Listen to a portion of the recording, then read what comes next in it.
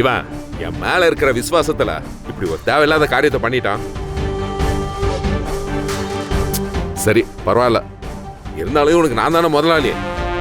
அந்த பாவத்துக்காவது எரிஞ்ச மூட்டைக்கான காசை நானே உனக்கு திருப்பி கொடுத்துறேன். என்ன முத்துப்பாண்டி, இப்பவாவது நீ நம்புறியா இந்த வேலைய நான் செய்யலன்னு?